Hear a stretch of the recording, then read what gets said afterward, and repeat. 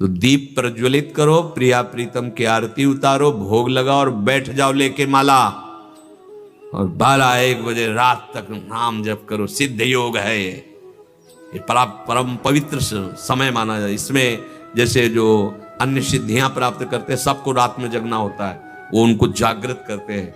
अपनी तो रोज की सिद्धि है ये प्रिया प्रीतम जी की चरणारविंद का आश्रय नाम जप। कोई भी ऐसे गंदे कार्य मत करो जो लोक समाज में प्रचलित है। जीवन की बाजी लगा देते हैं प्रिया प्रीतम के चरणों में, और जीत हमारी होगी, क्योंकि प्रिया जो हमारे साथ है।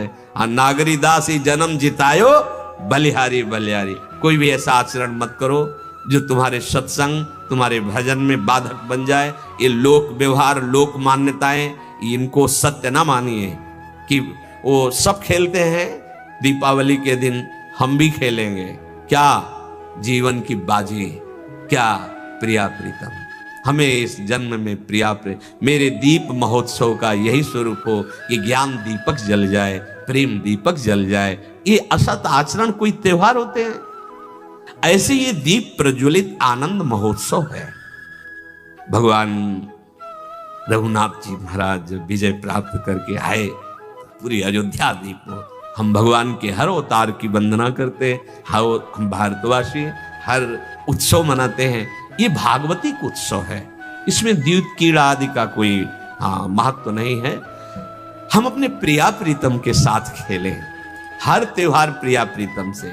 कोई भी अशुद्ध भोजन, कोई भी अशुद्ध आचरण, तो ये सब बेकार हो जाएगा। जो सत्संग आप सुन रहे हैं ना, देखो चढ़ने में समय लगता है, गिरने में समय नहीं लगता।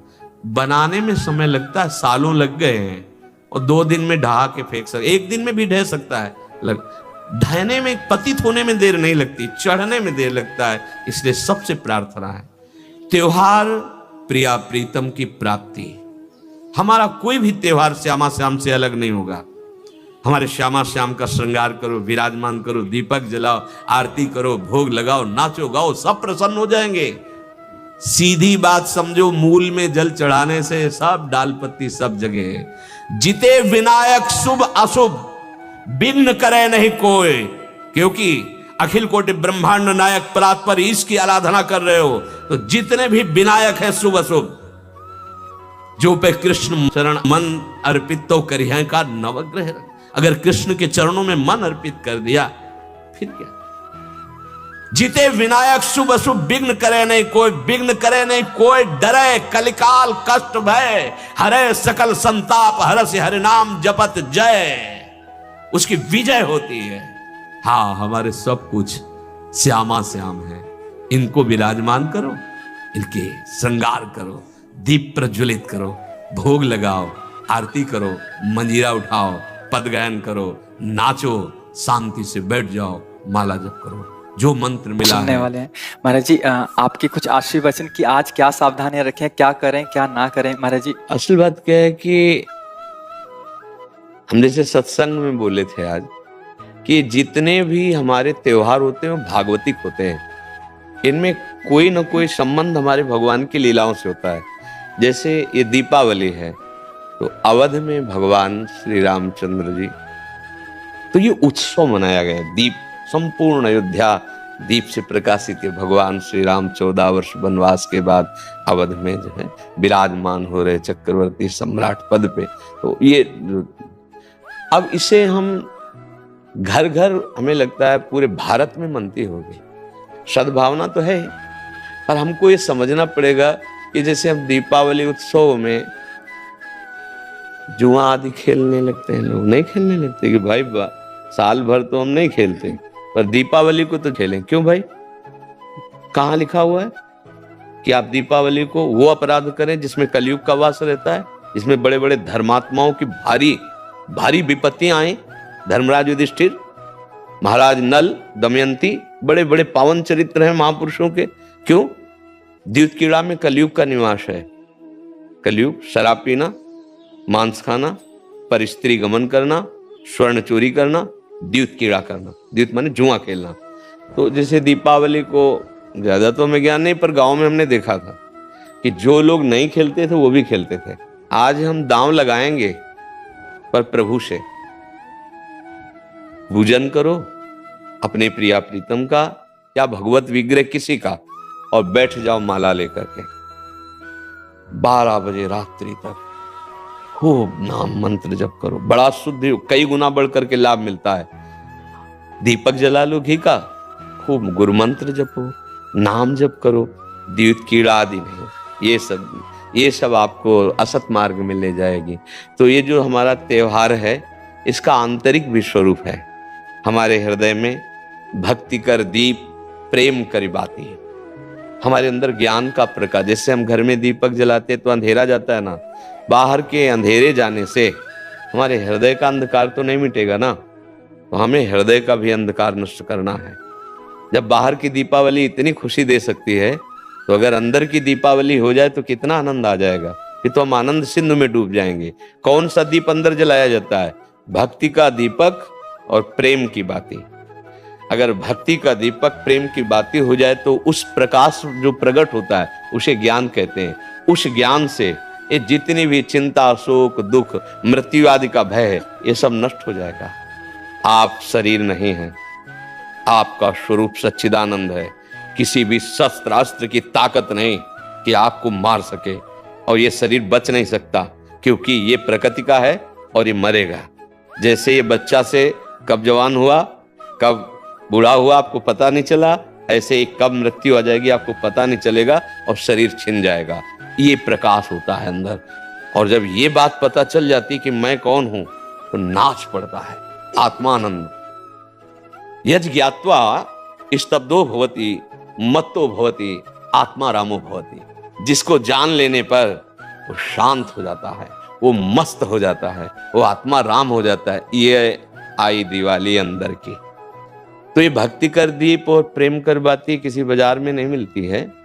ये बाहरी दीपक और बाती तो बाजार में मिल जाती है, लेकिन ये भक्ति कर दीप प्रेम कर बाती कहाँ मिलेगी? बोले साधु संगति करी अनुदिन राती। यदि भगवत प्रेमी महात्माओं का संग हो जाए तो दीपक भी मिल जाएगा, बाती भी मिल जाएगी, और प्रकाश भी हो जाएगा, अज्ञान अंधकार नष्ट हो जाएगा। हमें लगता है खूब बढ़िया दीपक जलाए और मंजीरा उठावे, भगवान नाम कीर्तन करे 10, 20, 50 लोग मिलके, फिर एकांत में नाम जप करे, ठाकुर जी को भोग लगाए, आरती करे। तो ये सात्विक, भगवान आए तो सब उत्सव मनाए, आनंद मनाए, आसुरी प्रवृत्ति वाला कोई भी कार्य ना हो। और अंदर भी जब हम नाम जप करेंगे, भक्ति करेंगे, तो अंदर प्रकाश बहुत जरूरी है। आज हमारे बाहर तो प्रकाश की बहुत बढ़िया व्यवस्थाएं हैं, हाइलोजन बिजली सब चल रही। जब बिजली नहीं तो जनरेटर से चल जाएगा। अंदर अंधकार छाया हुआ है, नहीं छाया हुआ। इस अंधकार में जब तक दीपावली नहीं होगी, तब तक वास्तविक आनंद का अनुभव नहीं होगा। और यहाँ आनंद, जैसे हम देखो अंधकार में क्या, रस्सी को सांप समझ रहे हैं, भयभीत हो रहे हैं। शरीर में इतनी आसक्ति, मैंने मान लिया मैं स्त्री हूं, मैं मान लिया मैंने पुरुष हो, नहीं है तू, ये तेरी पोशाक है, और जितने भी दुख हैं सब इसी में आते हैं। तू काहे को इसको पकड़े हुए है? तू अपने स्वरूप को देख, तू अलग है। अब ये बात समझने के लिए साधन चाहिए। अब तुम गंदे आचरण करते हो, गंदा चिंतन करते हो, कैसे तुम अपने स्वरूप को जानोगे?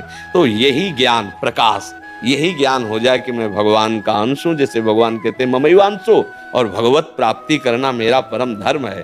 अब आनंदमय गृहस्थी में महात्मा हो जाओगे। इतना आनंद रहता है उसको जो भगवत प्राप्त है, जो भगवान के चिंतन में, भारी से भारी दुख उसे कहीं भी विचलित नहीं कर सकता। आएगा दुख, बचो। दुख आने के पहले जहां दुख का प्रहार होना है, उससे अलग हो जाओ। बिल्कुल आप अलग हैं। जैसे मेरी टेबल, मेरा हाथ, तो मैं हाथ तो नहीं हूं ना, ऊपर पूरे मेरा शरीर, खुद आप बोल रहे हैं मैं शरीर, ऐसा तो नहीं कोई कहता मेरा शरीर, मतलब ये मैं नहीं हूं। ठीक, अंदर चलते हैं, मेरा मन, मेरी बुद्धि, मैं तो नहीं बोला। फिर और अंदर चलते, कारण शरीर, वो स्वभाव का आ जाता है। बोले मेरा स्वभाव ऐसा नहीं है। आप इस अलग को अपने में धर लिए, अब दुर्गति हो रही। मैं धनी, मैं निर्धन, ये प्रपंच छा गया। बस इसी दीपावली में ये देख लो प्रकाश में कि तुम ये नहीं हो जो तुम दुख पा रहे हो। तुम दुख, कोई भी दुख तुम्हें छू नहीं सकता।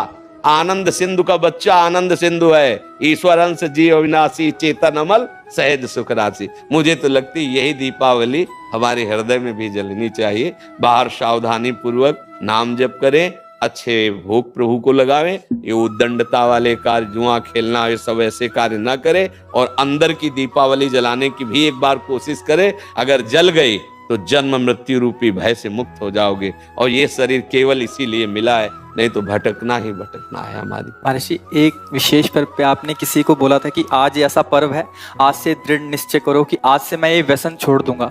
तो महर्षि जी, आज बहुत सारे नए युवक भी आपसे जुड़े हैं महर्षि जी। तो महर्षि जी, आपकी तरफ से उनके लिए, क्योंकि उनको एक दृढ़ता चाहिए कि कोई तो एक बोले हमें कि आज से व्यसन नहीं करूंगा। हाँ, हम तो प्राय हर एकांतिक के समापन में सबसे कहते हैं, ए भैया तुम आए हो, आज से तुम गलत आचरण न करो, शराब न पियो, माताओं बहनों की तरफ पाप दृष्टि से मत देखो। माता पिता को भगवत भाव से देखने के लिए बुद्धि शुद्ध चाहिए। जगत में अगर उन्नति प्राप्त करना है तो बुद्धि शुद्ध चाहिए। शराब पीना, मांस खाना, व्यभिचार करना, जुआ खेलना, चोरी, हिंसा, बड़े बड़े गंदे आचरण होते जा रहे हैं नई समाज के। और वो मोटरसाइकिल से बगल से निकले, कोई बहन मोबाइल से बात कर रही, ऐसा झटका कि नाक के बल गिर गए, मुंह के बल गिर गए। कितने को मोबाइल, जंजीर सोने की चैन कितने को की, 40,000 50,000। पकड़ा, राक्षसी बुद्धि से खींचा, और वो तो मोटरसाइकिल में बैठा ऐसा खींचा, वो कई तरह गिरती। ये क्या हो गया? बुद्धि भ्रष्ट हो गई। हमें लगता है कि अगर हमारी बात आपके कान तक पहुंचे, जो तुम्हारी दुर्गति कराने वाली बात है, अगर इसको छोड़ दो तो हमें सुख मिलेगा कि हमारा भारत देश का समाज एक धार्मिक समाज, एक शांति प्रिय समाज और स्वयं परमानंद में डूबने वाला बन जाए। ये तुम्हें नशेबाजी, गंदे आचरण, बड़ा देखो ना क्या परिणाम होता है। मान लो 2-4 बार नहीं पकड़े गए आप, लेकिन जब पकड़े जाओगे तब ऐसी पिटाई होगी यहाँ, और आजीवन का। अगर छूट भी गए तो यहाँ से तुम भले छूट जाओ किसी प्रमाण देकर, लेकिन एक और न्यायालय है जहां राय पाई की चूक नहीं होती, कोई घूस नहीं चलती, वहां के न्यायालय से डरो पक्का। यहाँ तो मान लो आप इधर उधर करके प्रमाण दे के बच सकते हो या कुछ ले दे के, लेकिन एक न्यायालय जहाँ कुछ लेना देना नहीं, किसी गवाही की जरूरत नहीं, वो स्वयं सर्व साक्षी हो। तो पाप कर्म का त्याग, गंदे व्यसन, गंदे आहार का त्याग, यही भारी उत्सव हो जाएगा। यही हम भेंट मांगते हैं। जब कोई एकांतिक में कभी भाव आता है तो ये कहते हैं, आप सब ये गंदे आचरण यहाँ छोड़ जाओ, धाम है भगवान का। और जब मान लो ठीक कहा कि दिवाली का पर्व है तो कुछ न कुछ लेन देन भेंट होती है ना, भाई कोई परिजन आया, उनके खवाया पियाया कुछ, तो हमारी प्रियता यही है कि तुम सुखी रहो, तुम स्वस्थ रहो, तुम मुस्कुराओ, तुम आनंदित हो। कैसे? अच्छे आचरणों से, भगवान नाम जप से। अगर बुरे आचरण करोगे तो भाई तुम्हें रुपया शांति नहीं दे सकता। देखो, कोई वो चूक ना कर देना जो घर में, गांव में और समाज में आप ऐसे उठा के ना देख पा रहे। मात्र कुछ चंद रुपए के कारण जब हमारी बात बिगड़ जाती है तो हमारी पदवी और समाज की प्रियता सब नष्ट हो। एक गलती ने पूरा मिटिया मेट कर दिया। कोई अधिकारी जी थे तो उन्होंने मात्र 10,000 रुपए की वो प्रियता में, उनको उन्हीं के अधिकारी जन जो क्राइम विभाग कहते हैं, वो उनको ऐसे बुरी तरह पकड़ के ले जा रहे थे। तब मुझे किसी के दबाव और प्रलोभन में आकर, कभी वो मत करना कि एक न्याय और विभाग है वहां तुम्हें कटघरे में खड़ा किया जाए, क्योंकि सबका न्यायाधीश श्री कृष्ण है। वो जब न्याय करता है तो वहां किसी गवाही की जरूरत नहीं रहती। आपका पद, आपकी जो योग्यता, वो हमारे समाज के मंगल के लिए। आप नमक रोटी खाओ, भले आप कष्ट से जियो, लेकिन आप आंख झुकाने वाले नहीं बनो। आंख में आंख डाल के बात करने की क्षमता रहे और अपने पद के द्वारा अधर्म को दंड देने की क्षमता रहे। अगर आप गलती कर दिए तो पढ़ाई लिखाई, माता पिता, समाज, इससे आप आंख नहीं मिला पाएंगे, सब व्यर्थ हो जाएगा। ये क्यों व्यर्थ हो जाता है? जब हमें ये बात समझ में आती कि धन में सुख है, बुद्धि भ्रष्ट हो गई, पतित हो गई बुद्धि। नहीं, धन में सुख नहीं, धर्म में सुख है। आप देखो ना, बहुत आप अधर्म पूर्वक धर्म ले तो आप देखो आपका परिवार बिखर जाएगा, अशांति पैदा हो जाएगी। ऐसी संतानें पैदा होंगी जो आपको हर समय देखकर जलाती रहेंगी। पक्का विश्वास मानना, अधर्म के धन से कभी सुख शांति नहीं मिलती। और ये अधर्म तभी होता है जब हमारी बुद्धि खराब हो, और बुद्धि खराब तभी होती है जब ये 6 बातें होती है। पक्का समझ लेना, शराब पीना, मांस खाना, परिस्त्री से या परपुरुष से व्यभिचार करना और हिंसा करना और चोरी करना, द्युत कीड़ा आदि चोरी करना, जैसे ये चोरी ही मानी जाती है। अधिकार के विपरीत आचरण करना चोरी ही मानी जाती है। ये जब होगा तो कलयुग बैठ जाएगा, कलयुग को ये स्थान दिए, और कलयुग जब बैठ जाएगा तब दुर्दशा करा देगा। एक बड़े धर्मात्मा महापुरुष की बुद्धि में बैठ गया कलयुग, वो मुकुट लगाने के कारण जरासंध का, तो एक ऋषि के गले में मरा हुआ सर्प डाल दिया और कारण बन गया मृत्यु का। 7 दिन में तक्षक काटेगा, ऐसा संगी ऋषि ने शाप दे दिया। इसलिए बहुत सावधान। हाँ, हमारे पास भगवान की कृपा से जो आपका आना हुआ है, आप नशा रहित, आप गंदे आचरण रहित एक अच्छे मानव बने, तब आप में देवता बनने की सामर्थ्य आवे, दैवी संपदा आवे। फिर आप चाहो तो नारायण बन सकते हो। जब नारायण नर बन सकता है तो सीढ़ी हुई ना, तो आप इसी से चढ़ सकते हो। नर नारायण बन सकता है क्योंकि हम उसी के अंश हैं। तो इसलिए सत्संग का लाभ ले और व्यसनों को त्याग दे। वृंदावन में बैठे हो, अगर नियम ले लो तो बहुत बड़ा सहयोग मिल जाएगा। भाई कोई कसम खवाई जाती है तो मंदिर में नहीं चखा जाता, चलो मंदिर में। तो एक मंदिर क्या, यहाँ तो धाम है 84 कोस ब्रज, यहाँ नियम ले लो, शराब नहीं पिएंगे, मांस नहीं खाएंगे, पराई माता बहन को गंदी दृष्टि से नहीं देखेंगे, चोरी नहीं करेंगे, जुआ नहीं खेलेंगे, हिंसा नहीं करेंगे। ले लो अंदर से। जो नहीं करते हो तो धन्यवाद के पात्र, जो करते हो तो बताने की जरूरत नहीं, नियम ले लो, मंगल हो जाएगा। जो यूट्यूब से सुन रहे हैं, सोशल मीडिया से सुन रहे हो, वो कैसे लें? हाँ, जब हम बोल रहे हैं तो वचन कान में गया और वो साक्षी मान ले, वो हमारे वचन को साक्षी मान ले, संत वेश को साक्षी मान ले, और उनको पावर न मिले तो बताना। जो दवाइयों से तुम नशा नहीं छोड़ सकते, बात मान लेना, वो पावर आपको अपने आप पहुंच जाएगा। जैसे पिछले में कोई बोला था कि हम अपने परिवार के मांस मछली ये सब छोड़ दिया खाना। हाँ महाराज जी, पिछले बैच में बोला था। हाँ, क्या हम कभी मिले हैं? ना कभी देखा है। हुआ क्या, उसने बात मान ली ना, साक्षी मान ली, तो ये शब्द ऐसे नहीं निकल रहे हैं। ये मनोरंजन नहीं है, आप सच्ची बात समझना। ये केवल आपके कल्याण के लिए निकल रहे हैं, और आप पकड़ लो, इनमें ताकत है।